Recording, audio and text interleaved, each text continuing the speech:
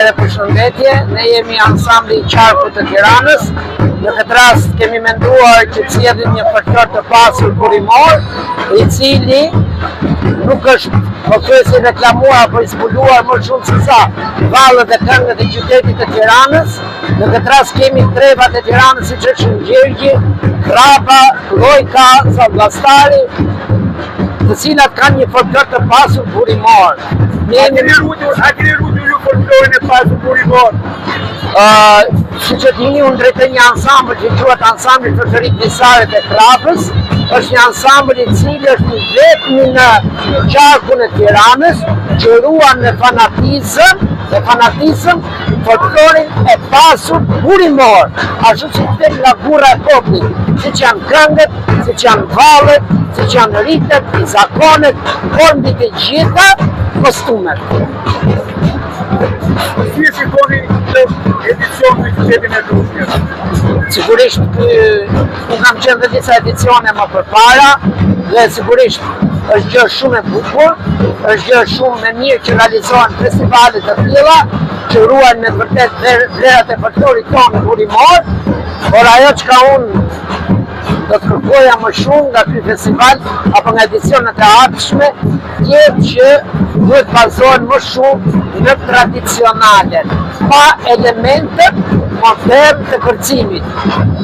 Sepse po të vesh re, në shumë grupe që na vinë, fillojnë në qytet kostumografia, që valltar të veshur me atlete që nuk shkon, apo valltar që mungojnë elementet e kostumit dhe kjo nuk shkon. Megjithëse ministria ka vënë kushte shumë të mira dhe mundohen që në festival të rikuperojnë të gjëra, pra grupet që vinë, po prapë vejmë re që ka element të shtuar në kostumografi, apo qoftë edhe më lart ka element koreografik modern në kërcime. Tani unë mund të them vetëm një fakt, që në vallet koreografike që na vinë, ne shikojmë që meshkujt arrin dhe e krejnë femën në krah.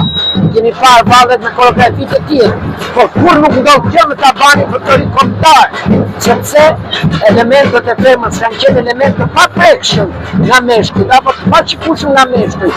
Prandaj dhe nuk ka qenë element të tillë, por i shikojmë si duket. Po të selva, ju jeni kritik ndaj mënyrës se si sot po interpreton vallet popullore?